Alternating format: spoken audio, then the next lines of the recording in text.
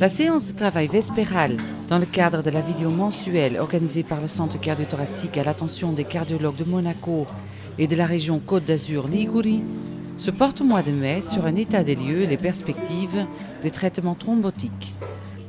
La présentation, assurée par le Dr Damani, praticien au laboratoire du Centre hospitalier Princesse Grace, propose une exposé sur la thrombophilie ou, autrement dit, anomalie de la coagulation. Quand on est étudiant en médecine, c'est l'enfer d'apprendre la coagulation. Il faut savoir que quand on se blesse, il y a tout un mécanisme assez compliqué pour éviter qu'il y ait une hémorragie.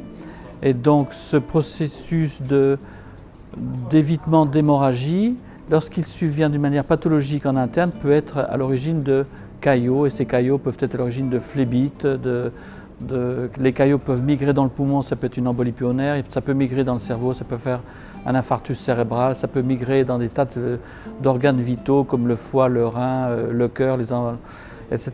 On va faire le point sur tous ces mécanismes et les nouveaux produits qui arrivent pour éviter ces caillots. Donc il faut savoir que tout d'abord, le diagnostic de la thrombophilie est porté devant une histoire personnelle et ou familiale de maladie thromboembolique veineuse particulière, de thrombose récidivante, et notamment chez les sujets jeunes, on considère les sujets jeunes de moins de 50 ans bien sûr.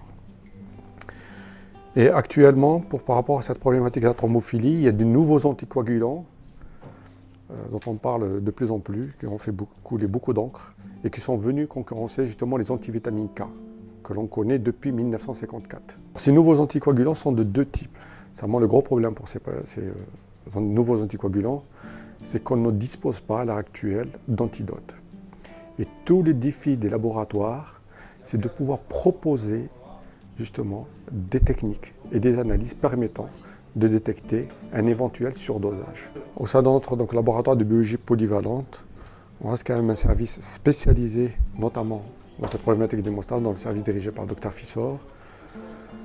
Et nous pouvons justement répondre à la demande d'urgence, émanant soit des urgences, soit des services de réa, ou alors des centres cardio-thoraciques, centres avec lesquels on a une collaboration très étroite et quasi quotidienne justement par rapport à ces problématiques. Avec cette présentation, la collaboration constante et régulière entre le Centre cardio-thoracique et le Centre hospitalier Princesse Grace se montre sous de beaux auspices et renforce une fois de plus l'image d'une médecine de qualité au sein de la Principauté de Monaco. Pour toutes les informations, rendez-vous sur le site du Centre cardio-thoracique au www.ccm.mc, rubrique Actualité.